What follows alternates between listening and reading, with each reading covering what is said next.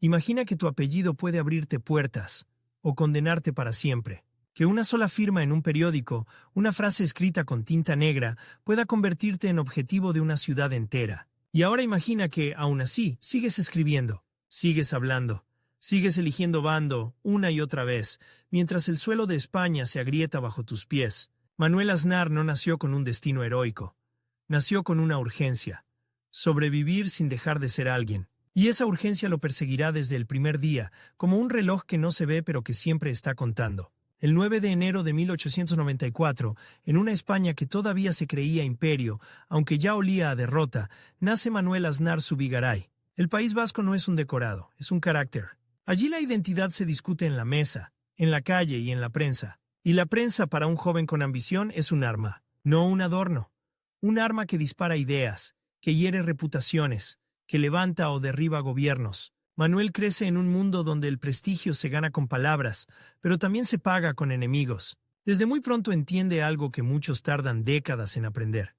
En España la política no es un debate, es una tormenta, y el que se queda quieto se ahoga, así que se mueve, aprende, se forma, se acerca al periodismo como quien se acerca a una puerta que da a todas las habitaciones del poder. No es casualidad que su vida vaya a estar marcada por redacciones, titulares, columnas y despachos donde se decide qué se cuenta y qué se oculta. En aquellos años de juventud, el país vive con el pulso acelerado, la restauración se tambalea, las tensiones sociales crecen, el ruido de las huelgas y de los conflictos se mezcla con el murmullo de los cafés donde se conspira. Manuel entra en ese mundo con hambre de influencia. No quiere ser un espectador. Quiere estar donde se escribe la versión oficial de la realidad.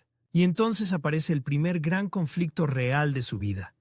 La lucha por una identidad política en un país que no perdona las dudas. En el País Vasco, el nacionalismo vasco se convierte en una fuerza que atrae a muchos jóvenes. Manuel se acerca a ese entorno, escribe, participa, se mueve en esa órbita. No es un detalle menor. En aquella época, elegir ese camino significa enfrentarte a la España centralista, a los viejos poderes, a una idea de nación que se defiende con uñas y con leyes, pero también significa entrar en una comunidad que exige lealtad, disciplina, coherencia. Y Manuel, que quiere ascender, sabe que la coherencia es un lujo caro, porque el periodismo no solo informa, posiciona, y cada posicionamiento deja una marca, en una ciudad, en un partido, en una familia. Manuel empieza a ser conocido, a ganar nombre, a construir una carrera que depende de algo frágil: la credibilidad. Y la credibilidad, en tiempos convulsos, se rompe con un solo giro. La España de principios del siglo XX es una máquina de crisis. La Primera Guerra Mundial sacude Europa, y aunque España se mantiene neutral, el país se divide en simpatías y odios. La economía se agita, las calles se calientan, los discursos se radicalizan, y en medio de ese ruido Manuel Aznar aprende a leer el viento, a veces incluso a adelantarse a él. Esa habilidad, la de detectar hacia dónde se inclina el poder, será su salvación y su condena moral ante muchos. En 1923 llega un golpe que cambia el tablero. Miguel Primo de Rivera toma el poder. La dictadura militar promete orden, disciplina, fin del caos. Para algunos es alivio, para otros asfixia. Para un periodista ambicioso es una prueba. ¿Te adaptas o te rompen? Manuel no es un mártir. No busca el sacrificio. Busca seguir en el juego, y para seguir hay que entender una regla brutal. El sistema siempre necesita voces que lo legitimen. Y esas voces, si son hábiles, pueden ganar espacio, influencia, protección. Pero el País Vasco no es un lugar donde los cambios se acepten sin resistencia. Allí cada decisión se mira con lupa, cada artículo se comenta, cada silencio se interpreta. Manuel empieza a caminar por una cuerda floja. Por un lado, su deseo de prosperar en un país que se militariza. Por otro, el entorno político y cultural que lo observa, listo para acusarlo de traición si se mueve demasiado. Y aquí aparece el primer giro que define su biografía. Manuel Aznar no será recordado solo por lo que escribió, sino por cómo supo cambiar de piel cuando el país cambiaba de régimen. No es una acusación inventada, es el núcleo de su historia pública. En España, donde los gobiernos caen como fichas de dominó, él aprende a no caer con ellos. La dictadura de Primo de Rivera se desgasta, la monarquía de Alfonso XIII pierde apoyo, y en 1931 llega un terremoto político. Se proclama la Segunda República. Las banderas cambian, los símbolos cambian, las lealtades se reescriben. En las calles hay esperanza, pero también hay miedo, porque la República no llega a un país en calma. Llega a un país lleno de cuentas pendientes. Para Manuel, la República es una nueva prueba de supervivencia. El periodismo se convierte en campo de batalla. Las palabras ya no son solo opiniones, son munición. Un titular puede encender una ciudad, una columna puede señalar a alguien para el odio. Y él, que ha vivido la dictadura anterior, sabe que los regímenes nuevos suelen exigir demostraciones públicas de adhesión. No basta con callar, hay que parecer convencido.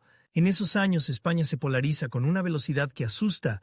La política se mete en las casas, en las amistades, en los matrimonios. Se discute en voz alta, se grita, se amenaza. Y Manuel Aznar, que quiere seguir siendo relevante, se mueve en ese clima como un hombre que camina entre bidones de gasolina con un cigarrillo encendido. Cada paso puede ser el último. El conflicto central de su vida empieza a tomar forma definitiva. No es solo ideológico, es existencial. Manuel se enfrenta a una pregunta que lo perseguirá hasta el final. ¿Qué vale más, la fidelidad a una causa o la continuidad de tu propia carrera? En un país donde perder el trabajo puede significar perder la protección, y perder la protección puede significar perder la vida, esa pregunta deja de ser filosófica, se vuelve física, se vuelve urgente. Y entonces, como si España no pudiera soportar ni un minuto de calma, el reloj acelera hacia 1936. La tensión política se convierte en una cuerda a punto de romperse. Los asesinatos políticos, los enfrentamientos, la desconfianza total. La gente empieza a hablar de guerra como si fuera una posibilidad real, no una metáfora. Y para un periodista, eso significa algo aterrador. Cuando llega la guerra, los artículos del pasado se convierten en pruebas, en listas, en sentencias. Manuel Aznar entra en ese año con una presión que no se ve en las fotos. La presión de saber que su nombre ya circula, que su trayectoria ya ha sido observada, que sus posiciones ya han sido anotadas por unos y por otros. Y aquí aparece la limitación de tiempo que lo empuja. No tiene años para decidir, ni meses, tiene días, tiene horas. Porque cuando el país se parte en dos, nadie te pregunta con calma de qué lado estás. Te lo exigen, y si dudas te aplastan. En el verano de 1936 estalla la guerra civil. Y de pronto, España se convierte en un mapa de fronteras invisibles, donde cruzar una calle puede ser una sentencia de muerte. Las redacciones dejan de ser oficinas, se vuelven trincheras. Los periódicos dejan de ser empresas, se vuelven instrumentos de guerra. Y los periodistas, si no se convierten en propagandistas, se convierten en sospechosos. Manuel Aznar, como tantos, queda atrapado en esa lógica brutal. Su vida ya no depende solo de su talento, sino de su capacidad de colocarse en el lugar correcto, en el momento correcto. Y el momento correcto cambia cada semana. Cada ciudad que cae, cada frente que avanza, cada rumor que corre, puede convertirlo en enemigo. En ese caos, su historia personal se mezcla con la historia de España de una forma irreversible. Porque a partir de aquí, cada decisión que tome tendrá consecuencias que lo perseguirán durante décadas, no solo en su carrera, sino en su nombre, en su apellido, en lo que otros dirán de él cuando ya no pueda defenderse. Y mientras las radios escupen partes de guerra y las calles se llenan de miedo, Manuel Aznar comprende la verdad más fría de su tiempo. En una guerra civil no basta con sobrevivir. Hay que justificar por qué sobreviviste. Y esa justificación, en su caso, se escribirá con tinta, pero también con silencios. El primer acto de su vida termina con una imagen que podría ser de cine, pero fue real para miles. Un hombre que ha vivido de las palabras, mirando un país donde las palabras ya no bastan. Un hombre que sabe que el siguiente paso puede salvarlo o destruirlo. Y un reloj invisible, implacable, marcando el inicio de la cuenta atrás. Porque en la España de 1936 el futuro no se planea, se esquiva, y Manuel Aznar está a punto de entrar en la etapa más peligrosa de todas, donde el poder no se discute, se impone. El contraste es brutal. Ayer, Manuel Aznar era un periodista que podía permitirse matices. Hoy, en una España partida en dos, un matiz es una bala perdida que siempre encuentra tu nuca. La guerra no solo mata cuerpos, mata biografías. Y en 1936, la biografía de Aznar se convierte en un documento peligroso, una carpeta que cualquiera puede abrir para decidir si mereces vivir. En los primeros días del conflicto el país se llena de listas, listas de los nuestros y los otros, listas que no se imprimen en papel oficial, pero circulan en susurros, en pasillos, en comités improvisados. Para un hombre conocido por firmar artículos, el nombre propio deja de ser una firma y pasa a ser un objetivo. Y aquí aparece el límite de tiempo que lo empuja como una mano en la espalda. No tiene margen para esperar a ver cómo evoluciona la guerra. En cuestión de horas, la ciudad donde estás, el control de una carretera, el uniforme del que te detiene, pueden decidir tu final. Aznar entiende algo con una claridad helada. En una guerra civil, la neutralidad no existe. Solo existe la sospecha, y la sospecha se alimenta del pasado. ¿Qué escribiste? ¿Con quién te reuniste? ¿A quién defendiste? ¿A quién atacaste? Cada línea publicada se vuelve prueba. Cada silencio, confesión. En ese clima su trayectoria da un giro que marcará su vida pública para siempre. El periodista vasco que había orbitado entornos nacionalistas y había aprendido a moverse entre regímenes, ahora se enfrenta a la máquina más implacable, la guerra como filtro total. Y el filtro no pregunta por tu talento, sino por tu utilidad.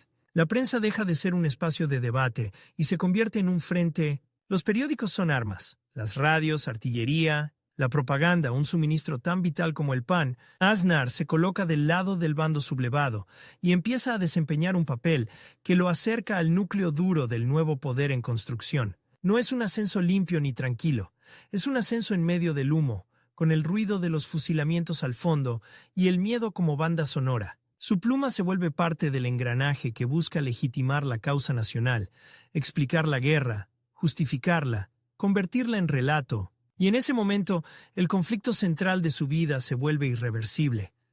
Ya no es solo sobrevivir.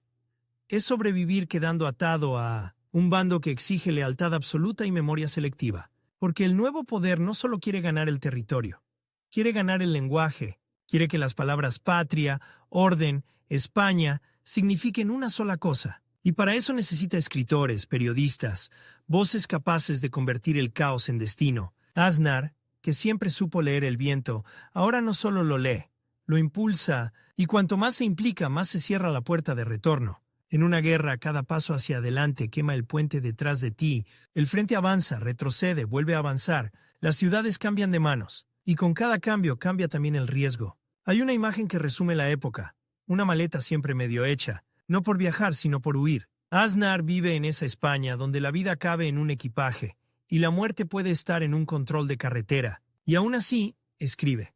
Escribe porque escribir es su oficio, pero también porque escribir es su salvoconducto. En el nuevo orden, la palabra correcta puede protegerte, la palabra equivocada puede enterrarte. Cuando la guerra se inclina definitivamente hacia el bando vencedor, el reloj invisible no se detiene, cambia de ritmo. Ya no es la urgencia de escapar, es la urgencia de encajar. Porque ganar una guerra no significa que el peligro desaparezca, significa que el peligro se reorganiza. Y el régimen que nace de la victoria no tolera ambigüedades. La España que emerge en 1939 es una España de vencedores y vencidos, de expedientes, depuraciones, silencios obligatorios. La prensa queda sometida a un control férreo. La censura no es una sombra, es una oficina con sello y tijeras. Aznar, que ha apostado por el nuevo poder, encuentra un espacio dentro del sistema, y ese espacio en la España de Franco puede ser una escalera o una trampa. Porque el régimen premia la utilidad, sí, pero también vigila. Nadie está completamente a salvo.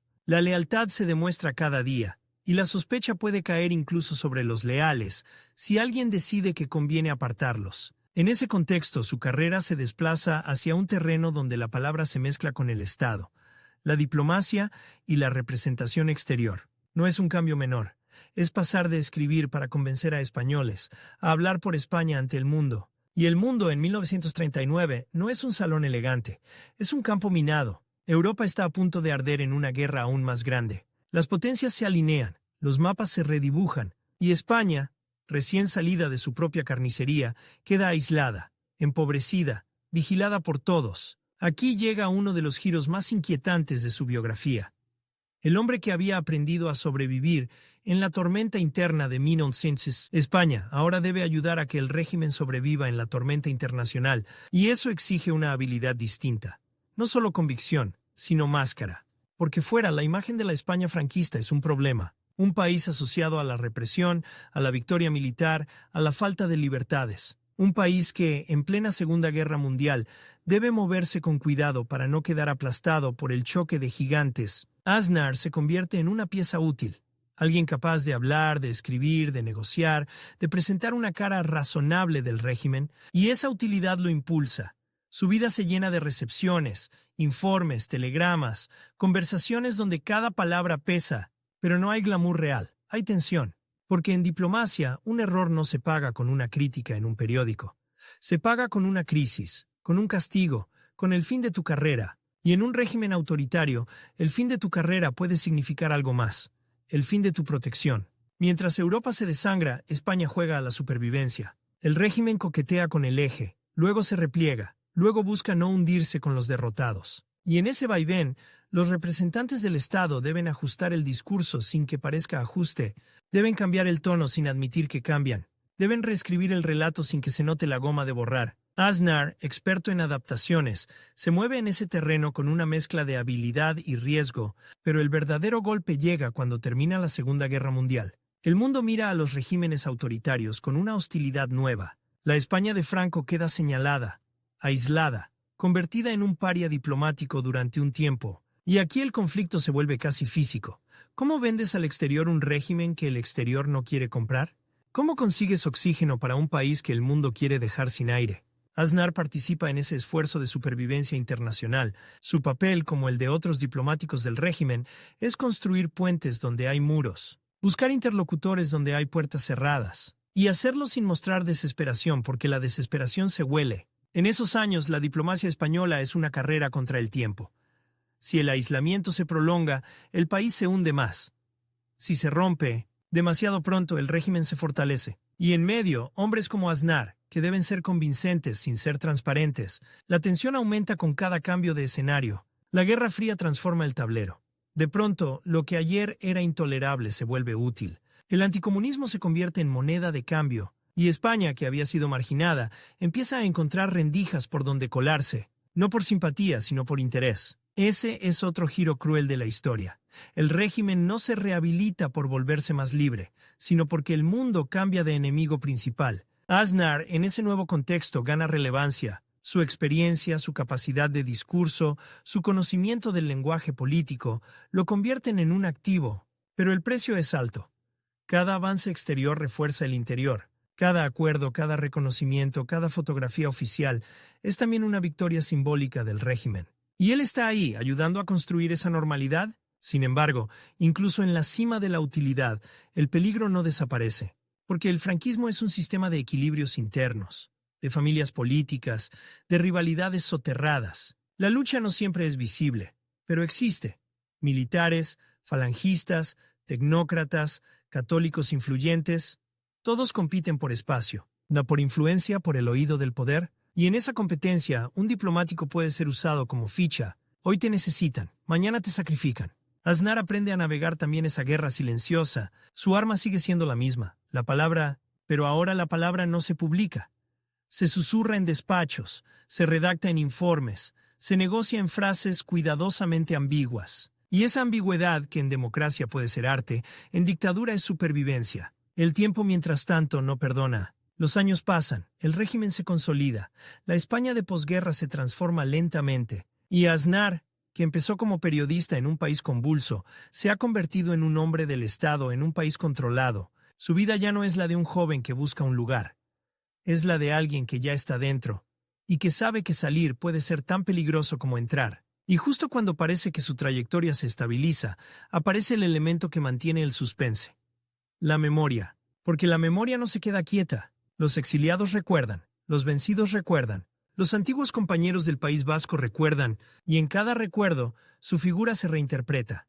Para unos, un superviviente brillante, para otros, un oportunista, para otros, un colaborador, imprescindible del franquismo. Esa disputa no se libra en un tribunal, pero se libra en la reputación, en el apellido, en lo que se contará a los hijos. Aznar lo sabe.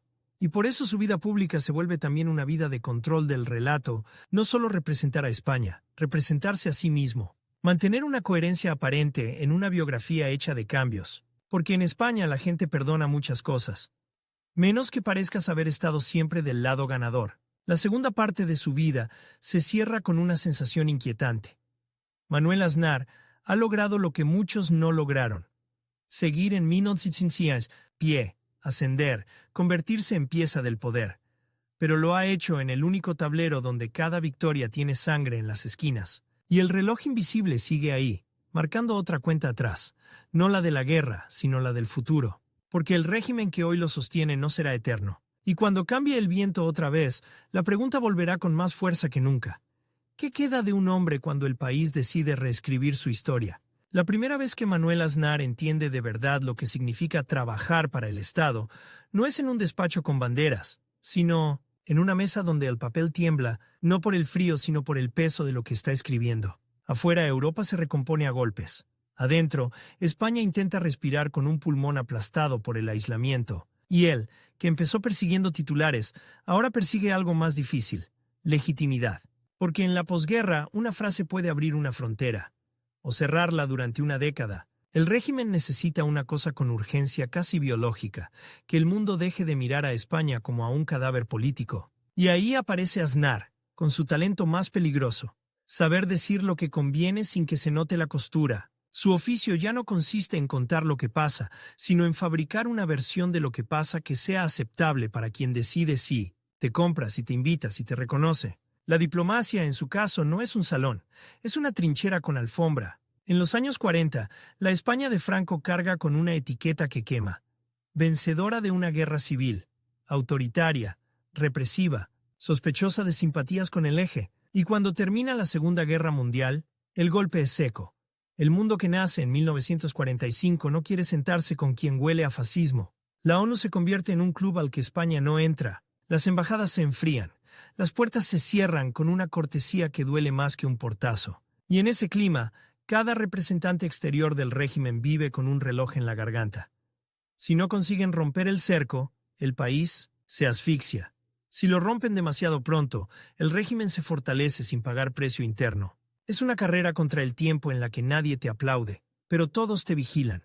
Aznar se mueve en ese tablero con una mezcla de disciplina y ambición. Su nombre empieza a sonar menos como firma periodística y más como pieza de engranaje. En la maquinaria franquista, la palabra servicio tiene doble filo.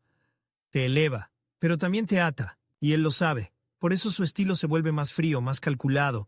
Donde antes había opinión, ahora hay línea. Donde antes había matiz, ahora hay conveniencia. La tensión no está solo fuera. Dentro del régimen, la lucha por el relato es una guerra silenciosa. Falangistas, militares, católicos influyentes, tecnócratas en ascenso, todos compiten por el oído del poder. Y en esa competencia, un diplomático puede ser un activo o un estorbo según el día. Aznar aprende a leer no solo el mapa del mundo, sino el mapa de los pasillos. Porque en una dictadura, el enemigo no siempre está enfrente. A veces está al lado, sonriendo. Y entonces llega el giro que cambia el aire. La Guerra Fría. De pronto, el mundo deja de dividirse entre democracias y dictaduras, y empieza a dividirse entre con nosotros o contra nosotros. El anticomunismo se convierte en moneda, y España, que ayer era un paria, empieza a ser útil, no porque haya cambiado su naturaleza, sino porque ha cambiado el miedo global. Es una rehabilitación sin redención, una segunda oportunidad sin confesión. Y ahí, Aznar encuentra terreno fértil, sabe vender utilidad. En ese nuevo contexto, su trabajo se vuelve más intenso, más estratégico. Ya no se trata solo de pedir comprensión, se trata de ofrecer algo. España ofrece posición geográfica, estabilidad interna, un discurso de orden, y Aznar ayuda a envolver ese paquete con papel diplomático. Cada conversación, cada informe, cada recepción tiene un objetivo: normalizar lo que antes era inaceptable, hacer que el régimen parezca inevitable y por tanto tratable. La palabra clave es esa: tratable. No admirable, no querido, tratable. Pero la normalización tiene un precio moral que no se paga en el momento, sino después. Cada avance exterior refuerza el interior, cada gesto de reconocimiento internacional se convierte en propaganda doméstica, y Aznar, que entiende el poder de la imagen, participa en esa alquimia. Convertir una foto en una victoria, un apretón de manos en una absolución. La España de la posguerra sigue siendo pobre, dura, vigilada, pero hacia afuera empieza a proyectar otra cosa: continuidad, firmeza, orden, y él es uno de los artesanos de esa máscara. Su vida cotidiana se llena de detalles que parecen menores, pero son dinamita. Un adjetivo en un comunicado, una omisión en un informe, no una frase que evita una palabra prohibida, porque el lenguaje es el campo de batalla. Y en ese campo, Aznar pelea con armas invisibles. No dispara, redacta, no conquista, persuade, no manda tropas, manda mensajes. En paralelo, su relación con la escritura no desaparece. Se transforma. Aznar no deja de ser un hombre de pluma, pero la pluma ya no busca lectores libres, sino destinatarios concretos: ministros, embajadores, jerarcas, interlocutores extranjeros. Es una escritura que no se firma para el público, sino para el poder, y esa diferencia lo cambia por dentro. El periodista que alguna vez pudo permitirse contradicciones, ahora debe sostener una coherencia oficial. Y la coherencia oficial en un régimen así es una jaula. El tiempo corre y el régimen se consolida. España entra en una fase de apertura económica lenta, de cambios sociales que no se anuncian pero se sienten, y Aznar, desde su posición, observa cómo el país se mueve sin moverse. Moderniza carreteras, pero no libertades. Abre mercados, pero no urnas. En ese equilibrio, la diplomacia se vuelve un instrumento para atraer oxígeno sin abrir ventanas políticas. Y él participa en esa operación con eficacia. Sin embargo, la eficacia no te protege de la intriga. En los círculos del poder, la lealtad es una moneda que se devalúa rápido. Hoy eres útil, mañana eres sospechoso. Y Aznar carga con un problema que no se borra. Su pasado es complejo. Su biografía tiene curvas. En un sistema que exige relatos rectos, las curvas son peligrosas. Por eso, además de representar al Estado, debe representarse a sí mismo, controlar cómo se cuenta su trayectoria, evitar que alguien use su historia como arma. Y aquí aparece el conflicto más íntimo. La lucha contra la memoria, no la memoria oficial, que se imprime y se repite, sino la memoria real, la que guardan los exiliados, los antiguos compañeros, los que perdieron. Esa memoria no necesita archivos. Vive en conversaciones, en cartas, en silencios heredados. Y Aznar sabe que, aunque hoy tenga despacho, la memoria puede atravesar paredes, puede llegar a sus hijos, puede manchar un apellido. En esos años, su figura se asienta como la de un hombre del régimen con habilidades raras. Sabe hablar con el exterior sin parecer débil, y sabe obedecer sin parecer servil. Esa combinación lo mantiene en juego, pero también lo convierte en símbolo. Y ser símbolo es peligroso porque los símbolos se usan, se levantan y se tiran. Mientras tanto, España avanza hacia los años 60 con una energía contradictoria. Crecimiento económico, turismo, una sociedad que se estira y un sistema político que no cede. La imagen exterior mejora, y con ella la capacidad del régimen para durar. Aznar, desde su papel, contribuye a esa durabilidad, no con discursos grandilocuentes, sino con la suma de gestos pequeños que, juntos, cambian la percepción internacional. Es un trabajo de hormiga en un mundo de elefantes. Pero el suspense no se apaga, porque hay un límite que nadie puede negociar. El tiempo biológico del propio Franco y el tiempo histórico del régimen. Aunque parezca eterno, todo sistema tiene grietas, y en los pasillos la pregunta empieza a flotar como humo. ¿Qué vendrá después? Para un hombre que ha construido su vida dentro del Estado franquista, esa pregunta no es filosófica, es una amenaza. Porque si el viento cambia, la misma habilidad que lo elevó puede ser leída como oportunismo, y el oportunismo, en tiempos de ajuste de cuentas, se paga caro. Aznar sigue trabajando, sigue moviéndose, sigue afinando el relato, pero cada año que pasa, la tensión se desplaza. Ya no es solo convencer al mundo, es prepararse para un futuro en el que el mundo y España podrían exigir explicaciones, y ahí está el verdadero reloj. No el de una misión concreta, sino el de una vida que se acerca a su tramo final, con una pregunta clavada en la espalda. Porque al final, su gran logro, haber sido útil, haber sobrevivido, haber ascendido, tiene una sombra inevitable. ¿Útil para quién? ¿Y a qué precio? En la España que cambia por fuera y se endurece por dentro, Manuel Aznar se convierte en un especialista en lo que no se dice, y esa especialidad, que lo protege durante décadas, también construye el escenario de su mayor peligro. El día en que el país decida hablar de nuevo y las palabras vuelvan a ser libres, y por eso mismo, implacables. Hay una imagen que persigue a Manuel Aznar en sus últimos años. No es una bandera, ni un despacho, ni una foto con uniformes. Es un calendario. Un calendario que se va quedando sin hojas mientras el país, por debajo de la superficie, empieza a moverse como una placa tectónica, y lo más inquietante es que él lo nota antes que muchos. El régimen parece sólido, pero el tiempo, ese enemigo que no se soborna, ya ha empezado a morderlo. A comienzos de los 60, España se vende al mundo como un lugar estable, seguro, previsible. Llegan turistas con cámaras, llegan inversiones, llegan titulares sobre crecimiento. Y sin embargo, la política sigue siendo una habitación cerrada con llave. Aznar, que ha pasado de periodista a engranaje diplomático, vive en esa contradicción como quien camina por un puente colgante. Por un lado, la necesidad de abrirse. Por el otro, el miedo a que la apertura lo derrumbe todo. Su trabajo ya no es solo convencer a extranjeros, es evitar que el exterior haga preguntas demasiado precisas. Porque una pregunta precisa en ese contexto es dinamita. En los pasillos del poder, la conversación cambia de tono. Ya no se discute solo cómo resistir el aislamiento o cómo aprovechar la Guerra Fría. Se discute en voz baja algo más peligroso, la sucesión. Nadie lo dice en público, pero todos lo sienten. Franco envejece. Y cuando un sistema se ha construido alrededor de un hombre, la biología se convierte en política. Aznar, que ha aprendido a leer mapas y miradas, entiende que el reloj real no está en la pared de una embajada. Está en el cuerpo del caudillo. Ese es el límite. Ese es el plazo. Y aquí aparece el conflicto final de su vida. No contra un rival visible, sino contra el juicio del futuro. Porque si el régimen cambia, si España cambia, ¿qué será de los hombres que lo sostuvieron hacia afuera? ¿Serán servidores del Estado o cómplices?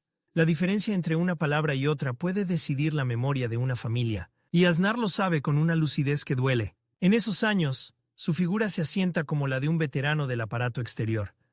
Alguien que conoce el protocolo, los códigos, los silencios, pero también como alguien que carga con una biografía que no encaja del todo en un relato limpio. En un país donde la historia oficial exige líneas rectas, él es una línea con curvas. Y las curvas, cuando llega el ajuste de cuentas, se convierten en puntos de ataque. Por eso, en su vida privada empieza a crecer una obsesión, ordenar el pasado. No solo recordarlo, sino domesticarlo. Elegir qué se cuenta, cómo se cuenta, qué se omite. La memoria para él deja de ser un álbum y se convierte en un expediente. Y un expediente puede salvarte o condenarte. Hay un detalle que lo retrata. El hombre que durante décadas trabajó con palabras ajenas, comunicados, informes, discursos, vuelve una y otra vez a sus propios papeles. Relee, corrige, encuadra. Como si pudiera, con la misma técnica con la que maquilló la imagen exterior de un régimen, maquillar también su propia trayectoria. Pero el pasado tiene una cualidad cruel. No se deja editar del todo. Siempre queda una frase que alguien recuerda, una foto que alguien guarda, una carta que reaparece. Mientras tanto, España entra en una modernización acelerada que no trae libertad política, pero sí trae algo igual de peligroso para el régimen. Expectativas. Una sociedad que viaja, que consume, que estudia, empieza a comparar, y cuando la gente compara, el miedo pierde eficacia. Aznar observa ese cambio con la incomodidad de quien ha ayudado a construir una fachada de normalidad, y ahora ve que la normalidad, si es real, exige otras cosas. La fachada empieza a pedir edificio. En el exterior, el franquismo se vuelve tratado con más naturalidad.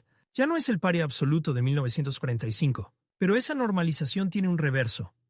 Cuanto más se integra España en circuitos internacionales, más visible se vuelve su anomalía política. Es como iluminar una habitación.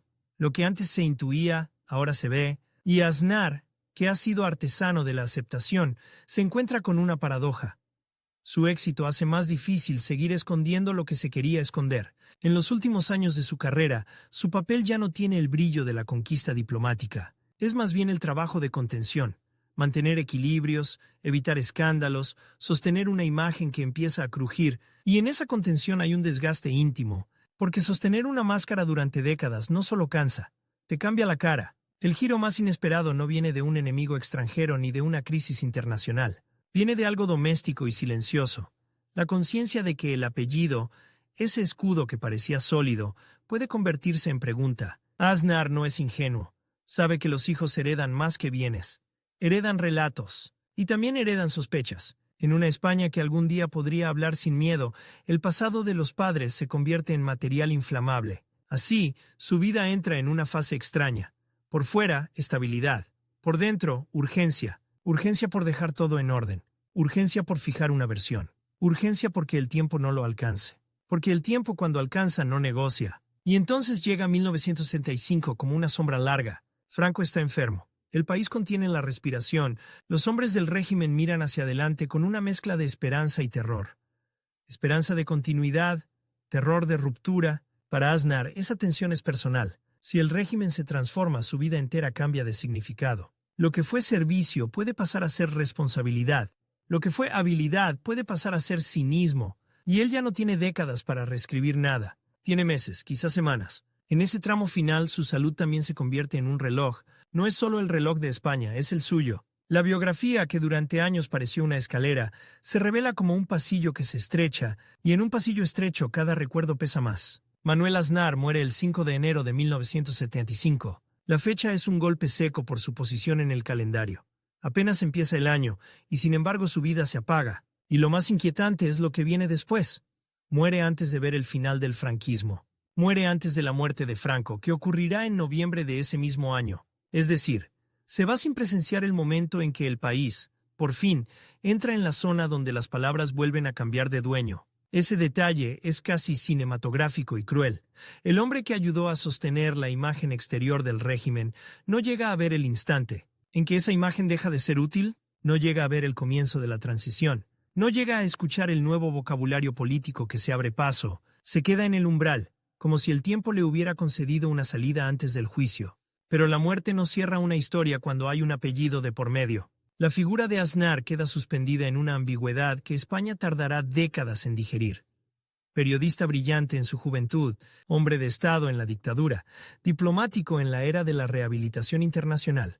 Para algunos un profesional eficaz, para otros un ejemplo de cómo la inteligencia puede ponerse al servicio de un poder sin libertades. Y esa ambigüedad es precisamente su herencia más incómoda, porque el legado de Manuel Aznar no es una ley ni una obra pública. Es una lección sobre el poder de la palabra. Él entendió y practicó que el lenguaje puede ser un arma de precisión. Puede suavizar una dictadura ante el mundo. Puede convertir una necesidad estratégica en virtud moral. Puede hacer que lo tratable parezca normal. Y cuando un país aprende a vivir dentro de un lenguaje controlado, tarda mucho en recuperar el habla libre. En la España posterior, su nombre aparece inevitablemente ligado a una genealogía política, y ahí el pasado se vuelve aún más delicado. No se discute solo lo que hizo, sino lo que significa. Su vida se convierte en un espejo donde cada generación mira algo distinto. Unos ven ascenso social, disciplina, servicio, otros ven adaptación, oportunismo, colaboración, y lo más duro es que ambas miradas pueden apoyarse en hechos reales. Si hay una escena final que resume su biografía, no es un acto oficial ni una despedida solemne. Es la idea de un hombre que pasó la vida afinando mensajes para que el mundo aceptara a España y que al final no pudo controlar el mensaje que el futuro diría sobre él. Porque el futuro cuando llega no pide permiso. Y cuando por fin España empezó a hablar de nuevo, lo hizo con una libertad que él había pasado décadas administrando desde el lado contrario. Manuel Aznar vivió como si la historia fuera un texto que se podía corregir, y durante mucho tiempo lo consiguió. Pero la historia no es solo lo que se escribe, es también lo que se recuerda. Y la memoria, esa enemiga paciente, siempre termina encontrando las palabras que faltaban.